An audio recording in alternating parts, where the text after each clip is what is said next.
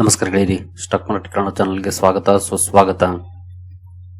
ಗೆಳೆಯರಿ, ವಿಡಿಯೋದಲ್ಲಿ ನಮ್ಮ ಮಾರ್ಕೆಟ್ಗೆ ಸಂಬಂಧಪಟ್ಟಂತೆ ಹಾಗೆ ಇನ್ನು ಕೆಲವು ಸೆಕ್ಟರ್ಗೆ ಸಂಬಂಧಪಟ್ಟಂತೆ ಇನ್ನು ಕೆಲವು ಇಂಡಿವಿಜುವಲ್ ಸ್ಟಾಕ್ಗಳಿಗೆ ಸಂಬಂಧಪಟ್ಟಂತೆ ಇವತ್ತು ಬಂದ ಬ್ರೇಕಿಂಗ್ ಸುದ್ದಿಗಳನ್ನು ತಿಳ್ಕೊಳ್ಳುವಂತ ಪ್ರಯತ್ನವನ್ನು ಮಾಡೋಣ.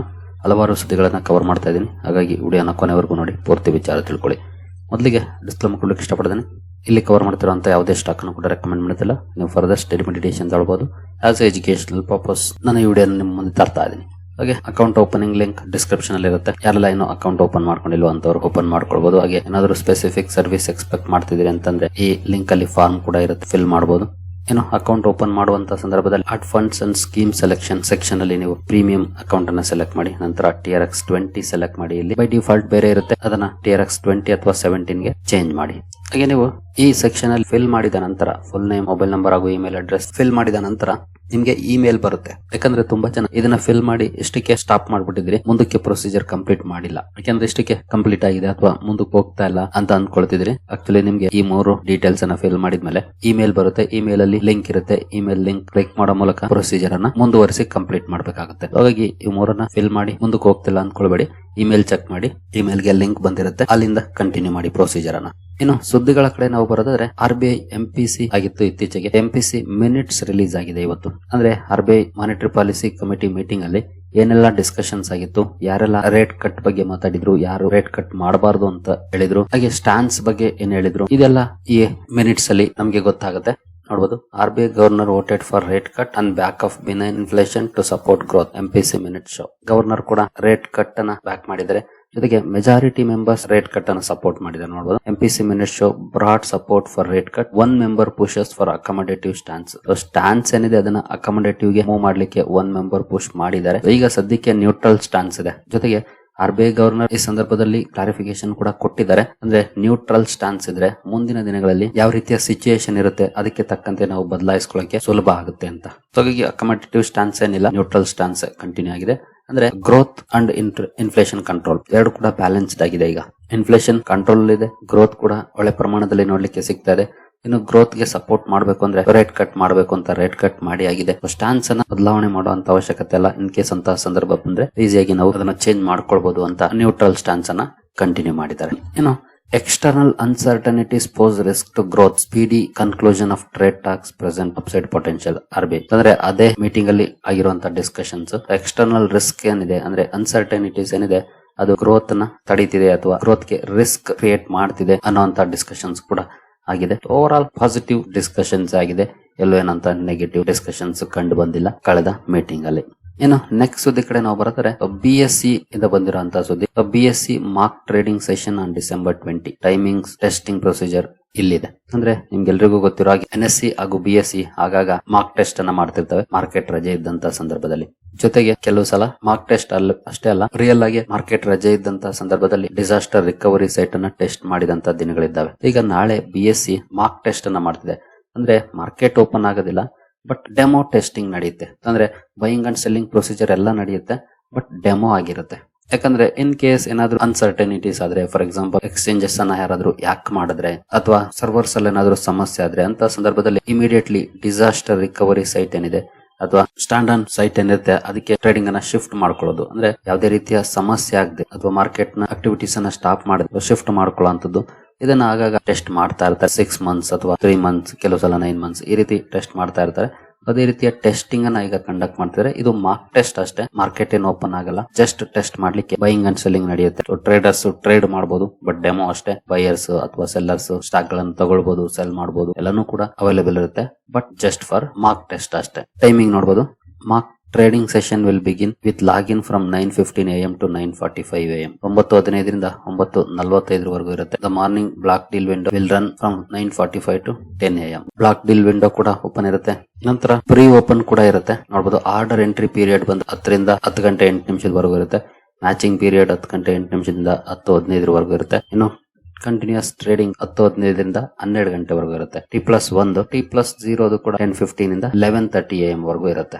ಒಟ್ಟಿನಲ್ಲಿ ನಾಳೆ BSE ಓಪನ್ ಇರುತ್ತೆ. ನೀವ್ ಇನ್ ಕೇಸ್ ಏನಾದ್ರು ನಿಮ್ಮ ಡಿಮ್ಯಾಟ್ ಅಕೌಂಟ್ ಅನ್ನ ಓಪನ್ ಮಾಡಿ ನೋಡಿದ್ರೆ ಅಲ್ಲಿ ನಂಬರ್ಸ್ ತೋರಿಸ್ತಾ ಇರುತ್ತೆ. ಶಾಕ್ ಆಗ್ಬೇಡಿ. ಇದೇನು ಇವತ್ತು ಮಾರ್ಕೆಟ್ ರಜೆ ಇದೆ, ನಂಬರ್ಸ್ ನೋಡಿದ್ರೆ ಫ್ಲಕ್ಚುಯೇಟ್ ಆಗ್ತಾ ಇದೆ, ನಮಗೆ ಪ್ರಾಫಿಟ್ ತೋರಿಸ್ತಿರ್ಬೋದು, ಲಾಸ್ ತೋರಿಸ್ತಿರ್ಬೋದು, ಬಟ್ ಅದು ಮಾರ್ಕ್ ಟೆಸ್ಟ್ ನ ಕಾರಣಕ್ಕೆ ಆಗ್ತಾ ಇರುತ್ತೆ.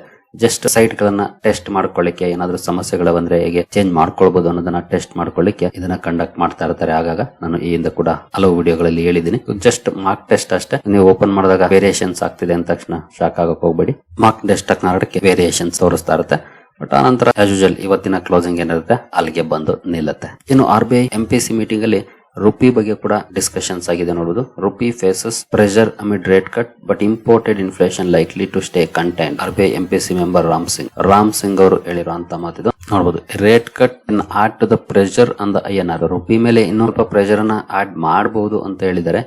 ಜೊತೆಗೆ the depreciation is unlikely to cause imported inflation due to low oil and commodity prices. ಅಂದ್ರೆ ರುಪಿ ಏನು ವೀಕ್ ಆಗ್ತಾ ಇದೆ ಅಥವಾ ಡೆಪ್ರಿಶಿಯೇಟ್ ಆಗಿದೆ, ಅದರ ಇಂಪ್ಯಾಕ್ಟ್ ಇನ್ಫ್ಲೇಷನ್ ಮೇಲೆ ಆಗೋದಿಲ್ಲ ಅನ್ನೋ ರೀತಿಯಲ್ಲಿ ಹೇಳಿದ್ದಾರೆ. ಕಾರಣ ಕ್ರೂಡ್ ಪ್ರೈಸ್ ಕಡಿಮೆ ಇದೆ, ಕಮಾಡಿಟಿ ಪ್ರೈಸಸ್ ಅಲ್ಲಿ ಕಡಿಮೆ ಆಗಿದೆ. ಈ ಪ್ರೈಸಸ್ ಕಡಿಮೆ ಆಗಿರೋದು ಇಂಪೋರ್ಟೆಡ್ ಇನ್ಫ್ಲೇಷನ್ ಮೇಲೆ ಇಂಪ್ಯಾಕ್ಟ್ ಮಾಡೋದಿಲ್ಲ ಅನ್ನೋಂತ ಮಾತನ್ನ ಇವರು ಹೇಳಿದ್ದಾರೆ ಮೀಟಿಂಗ್ ಅಲ್ಲಿ. ಹೌದು, ಅದು ನಿಜ ಕೂಡ. ಯಾಕಂದ್ರೆ 65-70 ರೇಂಜ್ ಅಲ್ಲಿ ಇದ್ದಂತ ಕ್ರೂಡ್ 60 ರೇಂಜ್ ಬಂದಿದೆ. ಹಾಗಾಗಿ ರುಪಿ ಡಿಪ್ರಿಶಿಯೇಟ್ ಆಗಿದೆ, ಖಂಡಿತ ಆಗಿಲ್ಲ ಅಂತಲ್ಲ. ಬಟ್ ಕ್ರೂಡ್ ಕಡಿಮೆ ಆಗಿರೋದು ಮ್ಯಾನೇಜ್ ಮಾಡ್ತಾ ಇದೆ ಎರಡನ್ನು ಕೂಡ. ಇನ್ ಕೇಸ್ 65-70 ರೇಂಜ್ ಅಲ್ಲೇ ಕ್ರೂಡ್ ಇದ್ದಿದ್ರೆ ಆಗ ಖಂಡಿತ ಇನ್ಫ್ಲೇಷನ್ ಮೇಲೆ ಇಂಪ್ಯಾಕ್ಟ್ ಆಗೋದು. ಆದ್ರೆ ಈಗ ಅಲ್ಲಿ ಡೌನ್ ಆಗಿರೋದ್ರಿಂದ ಅದೊಂದು ನೆಗೆಟಿವ್ ಇಂಪ್ಯಾಕ್ಟ್ ಸ್ವಲ್ಪ ಕಡಿಮೆ. ಬಟ್ ಏನಾದ್ರು ರ್ಯಾಲಿ ಬಂದ್ರೆ ಕ್ರೂಡ್ ಅಲ್ಲಿ ಖಂಡಿತ ಅದು ಒಂದಷ್ಟು ಇಂಪ್ಯಾಕ್ಟ್ ಅನ್ನ ಮಾಡುತ್ತೆ. ಇನ್ನು ಇವತ್ತಿನ ಬಿಗ್ ನ್ಯೂಸ್ ಅಂತಂದ್ರೆ ಅದು ಮಫ್ಜಿ ಇನ್ವೆಸ್ಟ್ಮೆಂಟ್ಸ್. ಜಪಾನ್ ನ ಈ ಮಫ್ಜಿ ಶ್ರೀರಾಮ್ ಫೈನಾನ್ಸ್ ಅಲ್ಲಿ ದೊಡ್ಡ ಮಟ್ಟದ ಇನ್ವೆಸ್ಟ್ಮೆಂಟ್ ಅನ್ನ ಮಾಡ್ಲಿಕ್ಕೆ ಹೊರಟಿದೆ. $4.45 ಬಿಲಿಯನ್.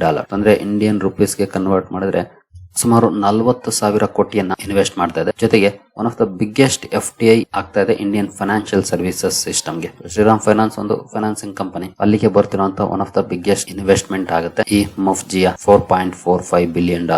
ರೀಸೆಂಟ್ ಆಗಿ ನಾವು ಎಸ್ ಬ್ಯಾಂಕ್ ಅಲ್ಲಿ ಇದೇ ರೀತಿಯ ಒಂದು ಜಪಾನ್ ನ ಸಂಸ್ಥೆ ಇನ್ವೆಸ್ಟ್ಮೆಂಟ್ ಅನ್ನ ಮಾಡಿದ್ದನ್ನ ನೋಡಿದ್ವಿ. ಈಗ ಮಫ್ಜಿ ಕೂಡ ಬರ್ತಾ ಇದೆ. ಮಿತ್ಸುಬಿಶಿ UFG financial group $4.45 billion strategic investment ಅನ್ನ ಭಾರತದ ಈ ನಾನ್ ಬ್ಯಾಂಕಿಂಗ್ ಫೈನಾನ್ಸ್ ಕಂಪನಿಯಲ್ಲಿ ಮಾಡ್ತಾ ಇದೆ. ಸುಮಾರು 20% ಸ್ಟೇಕ್ ತಗೊಳ್ಳೋಂತ ಡೀಲ್ ಇದು. Big development. ಜೊತೆಗೆ ಈ ಕಂಪನಿಗೂ ಕೂಡ ಇದು ಬಿಗ್ ಡೆವಲಪ್ಮೆಂಟ್ ಆಗುತ್ತೆ ಶ್ರೀರಾಮ್ ಫೈನಾನ್ಸ್ಗೆ. ಯಾಕಂದ್ರೆ ಇವತ್ತು ನೋಡಬಹುದು ಮೋರ್ ದನ್ 4% ರ್ಯಾಲಿ ನೋಡ್ಲಿಕ್ಕೆ ಸಿಕ್ಕಿದೆ. ಕಳೆದ ಒಂದು ವರ್ಷದಲ್ಲಿ ಪರ್ಫಾರ್ಮೆನ್ಸ್ ಹೇಗಿದೆ ಅಂತಂದ್ರೆ 53% ಅಪ್ ಆಗಿದೆ. ಆಕ್ಚುಲಿ ನೋಡಬಹುದು, ಎಸ್ಪೆಷಲಿ ಆಗಸ್ಟ್ ಅಲ್ಲಿ ಲೋನ್ ಅಚೀವ್ ಮಾಡಿದೆ. ಅಲ್ಲಿಂದ ತುಂಬಾ ಒಳ್ಳೆ ರ್ಯಾಲಿ ನೋಡ್ಲಿಕ್ಕೆ ಸಿಕ್ಕಿದೆ. 58% ಅಪ್ ಆಗಿದೆ ಆಗಸ್ಟ್ ನ ಲೋ ಇಂದ. 5 ಇಯರ್ಸ್ ಪರ್ಫಾರ್ಮೆನ್ಸ್ ಅನ್ನು ನೋಡಿದ್ರೆ 5 ಇಯರ್ಸ್ ಅಲ್ಲೂ ಕೂಡ ಒಳ್ಳೆ ಪರ್ಫಾರ್ಮೆನ್ಸ್ ಅನ್ನ ಮಾಡಿದೆ. 2024 ಸೆಪ್ಟೆಂಬರ್ ಹೈ ಏನಿತ್ತು ಅಲ್ಲಿಂದ ಕನ್ಸಾಲಿಡೇಟ್ ಆಯ್ತು, ಒಂದಷ್ಟು ಡೌನ್ ಆಯ್ತು. ಡೌನ್ ಆಗಿಲ್ಲ ಅಂತಲ್ಲ, ನೋಡಬಹುದು 27-28% ಡೌನ್ ಆಯ್ತು. ನಂತರ ಆಲ್ಮೋಸ್ಟ್ ಸೇಮ್ ಲೆವೆಲ್ ಅಲ್ಲಿ 2025 ಅಕ್ಟೋಬರ್ ವರೆಗೂ ಕೂಡ ಇದೆ. ಅಂದ್ರೆ 1 ಇಯರ್ ಆಲ್ಮೋಸ್ಟ್ ಸೇಮ್ ಲೆವೆಲ್ ಅಲ್ಲಿ ಇದೆ. ಆ ನಂತರ ಒಳ್ಳೆ ರ್ಯಾಲಿ ಸ್ಟಾಕ್ ಅಲ್ಲಿ ನೋಡ್ಲಿಕ್ಕೆ ಸಿಕ್ಕಿದೆ. ಇವತ್ತಿನ ಈ ಡೀಲ್ ಕೂಡ ಒಂದಷ್ಟು ಪಾಸಿಟಿವಿಟಿಯನ್ನ ತಂದಿದೆ ಶ್ರೀರಾಮ್ ಫೈನಾನ್ಸ್ ಅಲ್ಲಿ. ನೋಡಬಹುದು, mega marriage MUFG India balance sheet $20 billion plus second largest private sector NBFC in market cap and AUM. Shriram finance ಮೊದಲನೇದು ಬಜಾಜ್ ಫೈನಾನ್ಸ್ ಇದೆ, ಎರಡನೇದು ಶ್ರೀರಾಮ್ ಫೈನಾನ್ಸ್ ಆಗಿದೆ. ಇಲ್ಲಿ ದೊಡ್ಡ ಮಟ್ಟದ ಇನ್ವೆಸ್ಟ್ಮೆಂಟ್ ಅನ್ನ ಈ ಕಂಪನಿ ಈಗ ಮಾಡ್ತಾ ಇದೆ. AUM ವೈಸ್ ಕೂಡ ನೋಡಬಹುದು, 4.6 ಲಕ್ಷ ಕೋಟಿ ಬಜಾಜ್ ಫೈನಾನ್ಸ್ ಇದ್ರೆ 2.8 ಲಕ್ಷ ಕೋಟಿ ಶ್ರೀರಾಮ್ ಫೈನಾನ್ಸ್ ಇದೆ. ಮಾರ್ಕೆಟ್ ಕ್ಯಾಪ್ 6.2 ಲಕ್ಷ ಕೋಟಿ ಬಜಾಜ್ ಫೈನಾನ್ಸ್ ಇದೆ. ಇದು 1.6 ಲಕ್ಷ ಕೋಟಿ ಮಾರ್ಕೆಟ್ ಕ್ಯಾಪ್ ಅನ್ನು ಹೊಂದಿರುವಂತದ್ದು ಶ್ರೀರಾಮ್ ಫೈನಾನ್ಸ್. PE ರೇಷಿಯೋ ಕೂಡ ನೋಡಬಹುದು 17.28 ಇದೆ ಆಸ್ ಆಫ್ ನೌ. ಇನ್ನು ಇತ್ತೀಚಿನ ದಿನಗಳಲ್ಲಿ ಜಪಾನ್ ದೊಡ್ಡ ಮಟ್ಟದ ಇನ್ವೆಸ್ಟ್ಮೆಂಟ್ ಭಾರತಕ್ಕೆ ಬರ್ತಾ ಇದೆ. ನಾನು ಇವತ್ತು ಈ ಹಿಂದಿನ ವಿಡಿಯೋದಲ್ಲೂ ಕೂಡ ಮೆನ್ಷನ್ ಮಾಡಿದ್ದೆ. ಜಪಾನ್ ಏನು ರೇಟ್ ಹೈಕ್ ಅನ್ನ ಮಾಡಿದೆ, ಅದು ಶಾರ್ಟ್ ಟರ್ಮ್ ಅಲ್ಲಿ ಸ್ವಲ್ಪ ನೆಗೆಟಿವ್ ಆಗಬಹುದು, ಕ್ಯಾರಿ ಟ್ರೇಡ್ ನ ಮೇಲೆ ಇಂಪ್ಯಾಕ್ಟ್ ಅನ್ನ ಮಾಡೋದ್ರಿಂದ. ಬಟ್ ಲಾಂಗ್ ರನ್ ಅಲ್ಲಿ ಇದು ಒಳ್ಳೆ ಸುದ್ದಿನೇ ಅಂತ. ಇದೇ ರೀತಿ ಇನ್ನು ದೊಡ್ಡ ಮಟ್ಟದ ಇನ್ವೆಸ್ಟ್ಮೆಂಟ್ ಭಾರತಕ್ಕೆ ಬರುವಂತ ಸಾಧ್ಯತೆಗಳು ಜಾಸ್ತಿ ಆಗ್ತಾ ಇದೆ. ಈಗಾಗಲೇ ಎಸ್ ಬ್ಯಾಂಕ್ ಅಲ್ಲಿ ಹೂಡಿಕೆ ಮಾಡಿದ್ದನ್ನ ನೋಡಿದ್ವಿ. ಈಗ ಶ್ರೀರಾಮ್ ಫೈನಾನ್ಸ್ ಅಲ್ಲಿ ಈ ಮಫ್ಜಿ ಇನ್ವೆಸ್ಟ್ಮೆಂಟ್ ಅನ್ನ ಮಾಡ್ತಾ ಇದೆ. ನೋಡೋಣ ಮುಂದಿನ ದಿನಗಳಲ್ಲಿ ಇನ್ನು ಯಾವ್ದಾದ್ರು ಬರುತ್ತಾ ಅಂತ. ಜೊತೆಗೆ ಈ ರೀತಿ ಫಾರಿನ್ ಮನಿ ಬರ್ತಿರೋದಕ್ಕೆ ಕಾರಣ ಭಾರತದಲ್ಲಿ ಆಗಿರುವಂತ ಅಥವಾ ಆಗ್ತಿರುವಂತ ಫೈನಾನ್ಷಿಯಲ್ ರಿಫಾರ್ಮ್ಸ್ ಅಂತ ಹೇಳ್ತಾ ಇದೆ. ಹಲವು ಅನಲಿಸ್ಟ್ ಗಳು ಹೇಳ್ತಾ ಇರುವಂತದ್ದು ಇತ್ತೀಚಿನ ಬದಲಾವಣೆಗಳು ಈ ರೀತಿಯ ಇನ್ವೆಸ್ಟ್ಮೆಂಟ್ ಇನ್ಫ್ಲೋಗೆ ಕಾರಣ ಆಗ್ತಿದೆ ಅಂತ. ಇನ್ನು ಇವತ್ತು ITI ಶೇರ್ ಅಲ್ಲಿ ಒಳ್ಳೆ ಪರ್ಫಾರ್ಮೆನ್ಸ್ ನೋಡ್ಲಿಕ್ಕೆ ಸಿಕ್ಕಿದೆ. ಅದರ ಹಿಂದಿನ ಕಾರಣ ಅಂತಂದ್ರೆ ನೋಡಬಹುದು, ಕಂಪನಿ ತನ್ನ ಲ್ಯಾಂಡ್ ಪಾರ್ಸಲ್ ಅನ್ನ ಮಾರಾಟ ಮಾಡುವಂತ ನಿರ್ಧಾರ ಮಾಡಿರೋ ಬಗ್ಗೆ ಸುದ್ದಿಗಳು ಬರ್ತಾ ಇದೆ. ವ್ಯಾಲ್ಯೂ ಸುಮಾರು 3,500 ಕೋಟಿ ಅಂತ ಹೇಳಲಾಗ್ತಿದೆ. 91.43 ಎಕರೆ ಜಾಗವನ್ನ ಬೆಂಗಳೂರಲ್ಲಿ ಇರುವಂತದ್ದು ಮಾರಾಟ ಮಾಡಿ ಮಾನಿಟೈಸ್ ಮಾಡ್ಕೊಳ್ಳುವಂತದ್ದು. ಈ ಸುದ್ದಿ ಕಾರಣಕ್ಕೆ ITI ಶೇರ್ ಅಲ್ಲಿ ಒಳ್ಳೆ ಪರ್ಫಾರ್ಮೆನ್ಸ್ ಕೂಡ ಇವತ್ತು ನೋಡ್ಲಿಕ್ಕೆ ಸಿಕ್ಕಿದೆ. ಇನ್ನು ಅದಾನಿ ಗ್ರೂಪ್ ಇಂದ ಒಂದು ಸುದ್ದಿ ಬಂದಿದೆ.